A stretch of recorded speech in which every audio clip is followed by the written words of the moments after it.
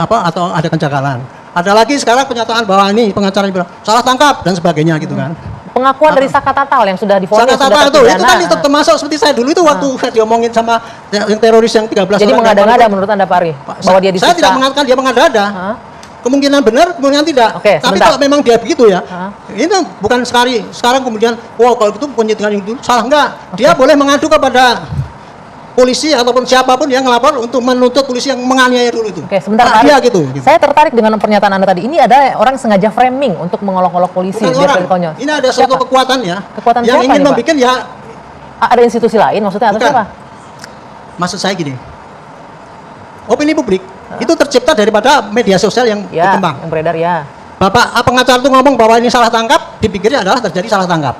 Kan gitu. Media ngomong bahwa polisi ngejar orang Cina cuma 8 tahun, kok ada kesulitan, dia pikirnya kan memang polisi ngejar selama 8 tahun. Padahal kan tidak. Karena Kenyataannya sudah ada terjadi. pengakuan tadi Contohnya ya. kayak gitu tadi itu, sebabnya kayak gitu gitu. Jadi bukan orang yang framing, ada sebuah kekuatan menurut Anda itu ya? Saya yakin ada kekuatan. Bang karena Reza. Halo kawan. Bismillahirrahmanirrahim. Assalamualaikum warahmatullahi wabarakatuh. Allahumma sholli ala sayyidina Muhammad wa ala ali sayyidina Muhammad. Oke kawan, kali ini kita gas ya.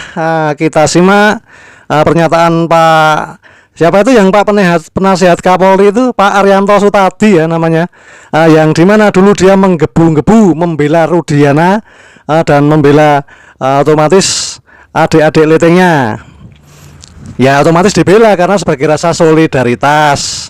Ya, jadi Pak Arianto ya menjadi perbincangan hangat ya setelah ia menolak usulan pembentukan tim pencari fakta waktu itu dalam kasus pembunuhan Vina dan Eki Cirebon, dan banyak pihak termasuk pengacara terkenal Hotman Paris juga mendesak Presiden Jokowi untuk membentuk tim pencari fakta waktu itu. Namun Arianto berpendapat bahwa pembentukan tim pencari fakta tidak akan efektif dalam memecahkan masalah kasus tersebut. Itu menurut Pak Arianto sebagai penasihat Kapolri. Menurutnya kasus yang sudah berjalan 8 tahun belum tuntas meski sudah didatangi oleh pihak kepolisian yang profesional. Meskipun demikian, jika tim tersebut bertujuan untuk menciptakan ketenangan di masyarakat, Arianto ya tidak menolak. Tapi untuk ketenangan masyarakat, hanya untuk mendinginkan suasana, bukan mencari fakta. Oke, lanjut. Ya, untuk biodata ya untuk Pak Arianto yang lahir di Gombong ini, Gombong Jawa Tengah 10 Oktober tahun 51 ya kalau nggak salah, kalau salah mohon dikoreksi ya. Saat ini masih aktif sebagai Deputi Bidang Pengkajian Penanganan Sengketa Badan Pertahanan Nasional. Itu saya udah hafal dengan Pak Arianto ya. Karena Pak Arianto waktu itu bahwa meskipun tim mencari fakta dari ahli yang berpengalaman, mereka mungkin tidak memiliki pengalaman dalam mengungkap kasus yang kompleks. Lantas bagaimana dengan rekam jejak Pak Arianto Sutadi? Ya, rekam jejaknya saya tahu persis, tapi saya tidak etis untuk menerangkan masalah rekam jejak Pak Arianto. Lanjut ya. Jadi Pak Arianto Sutadi ya, Pak Arianto Sutadi benar, Pak Arianto Sutadi ya, yang dimana beliau sebagai penasihat Kapolri itu dengan latar belakang pendidikan dan karir yang cemerlang ya. Saya tahu sendiri itu karirnya memang cemerlang ya. Telah banyak berkontribusi dalam bidang kepolisian di hukum di Indonesia. Meskipun kontroversi yang ia hadapi terkait penolakannya terhadap pembentukan tim pencari fakta dalam kasus pembunuhan Arianto tetap dihormati dan didedikasi dalam menjaga keamanan dan ketertiban masyarakat. Tidak dapat dipungkiri bahwa perbedaan pendapat merupakan hal yang wajar dalam sebuah diskusi atau menyelesaikan kasus.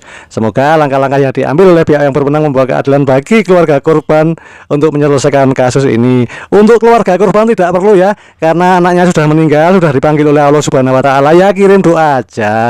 Karena itu kecelakaan, tidak perlu diperdebatkan. Yang katanya pembinian, yang katanya pemerkisian itu diabaikan aja. Yang jelas sudah ada saksi fakta, saksi alibi, saksi kunci, saksi yang di bawah sumpah demi keadilan terhadap ketuhanan yang Maha Esa. Saksi-saksi itu jelas benar bahwa kasus itu adalah kasus kecelakaan. Jadi apabila ada orang bilang kasus itu adalah kasus pembinian dan pemerkisian, abaikan saja, nggak penting. Oke, lanjut ya. Pada beberapa bulan yang lalu ya, setelah ditangkapnya Peggy Setiawan itu, saya masih ingat dan masih dengar ya, di dalam siaran TV ya itu, Pak Arianto dia pernah bilang begini ya. Jadi Pak Arianto Sutadi itu menekankan bahwa kesalahan yang dilakukan oleh penyidik di kasus Vina Cirebon itu bukan. Jadi kesalahannya bukan di penyidik Polri, bukan. Tapi kesalahannya ada di JPU atau Jaksa Penuntut Umum, itu kata Pak Arianto. Bisa disimak video sebelum-sebelumnya di TV-TV swasta ya, cari sendiri nanti kan ada ya. Jadi Pak Arianto menerangkan kewenangan penggunaan bukti di sidang kasus Wina Cirebon berada di tangan Jaksa Penuntut Umum. Lanjut ya. Nah, ini seiring berjalannya waktu, seiring kasus ini mulai terang benderang, seiring 7 terpidana akan bebas, Pak Arianto baru berpendapat, yaitu Pak Arianto menilai kasus pembinian Vina dan Eki Cirebon janggal. Mulai dari penyidikan oleh kepolisian hingga putusan hakim di pengadilan, dirinya pun menyoroti ya pemberitaan yang simpang siur katanya. Kenapa kok rakyat jadi gaduh? Kalau nggak salah beliau bilang gitu seingat saya. Karena ada pemberitaan-pemberitaan yang simpang siur dalam kasus Vina dan Eki. Ini dianggapnya kasus biasa ya, dianggap kasus biasa sama Pak Arianto nih ya. Jadi pembinian yang terjadi di wilayah Cirebon kemudian sudah diproses, sudah diperiksa oleh jaksa, sudah diperiksa oleh tim yang disidangkan dalam diputus oleh pengadilan, lalu banding, lalu kasasi sampai inkrah. Setelah itu ada yang menjalankan putusan. Nah, begitulah ya kira-kira pernyataan dari Pak Arianto setelah sidang PK ini mendekati dikabulkan ya. Semoga Hakim Agung di Mahkamah Agung tidak masuk angin dan punya hati nurani ya. Semoga dikabulkan. Lanjut ya. Nah, ini yang lebih heran lagi. Jadi Pak Arianto itu mengatakan bahwa ketika kasus berjalan di tahun 2016 itu tidak terjadi apa-apa, santai-santai aja, wolus-wolus saja, tidak ada berita apa-apa, semua baik-baik saja, fine-fine aja, tidak ada keributan. Namun keributan mulai terjadi ketika film Vina sebelum 7 hari itu dirilis. Lah itulah yang namanya kebenaran itu pasti akan mencari jalannya sendiri. Jadi Tuhan yang Maha Kuasa itu mencarikan jalan menuju kebenaran, yang dimana Pak Oto Hasibuan oleh tangan Tuhan yang Maha Kuasa itu ditunjuk sebagai duta penegak keadilan bagi kaum miskin, bagi kaum lemah, bagi kaum bawah. Karena dari dulu sampai sekarang hukum itu tumpul ke bawah. Sorry, tajam ke bawah, maaf salah ngomong. Hukum itu tajam ke bawah dan tumpul ke atas. Jadi orang yang berduit itu kebal hukum, sedangkan rakyat miskin nyolong ayam pun kena 6 bulan. Nyolong ayam pun digebukin sampai hancur-hancur, itu baru diproses. Nah, itulah hukum yang ada di Indonesia. Makanya ini muncul Duta Keadilan Indonesia, yaitu Pak Oto Hasibuan dan tim Peradi ya, yang sudah berjuang dan tidak dibayar untuk mengajukan PK dari 7 terpidana yang tidak berdosa. Semoga dibebaskan. Semoga Mahkamah Agung berhati nurani, tidak masuk angin, dan membebaskan dengan segera dan secepat mungkin. Amin. Lanjut ya. Sebetulnya Pak Arianto ini bingung ya, karena masing-masing orang, masing-masing pakar, masing-masing pengamat dengan informasi yang diterima mempunyai asumsi yang disampaikan publik, akhirnya kan jadi bingung, dia bingung sendiri.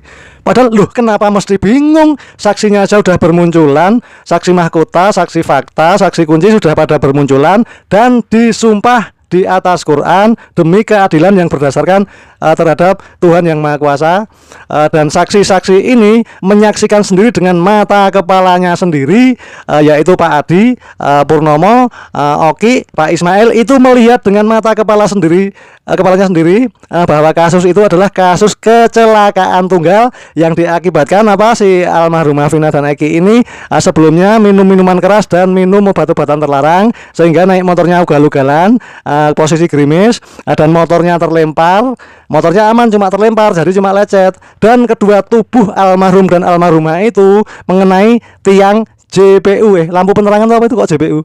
Lampu LJPU, lampu penerangan jalan. Nah, kena tiangnya itu jeder, ya jelas hancur, berkeping-keping, patah-patah, kena benda keras. Tubuh manusia kan kayak pohon pisang. Oke, lanjut kawan ya, simak ya. Jangan bosan-bosannya ya.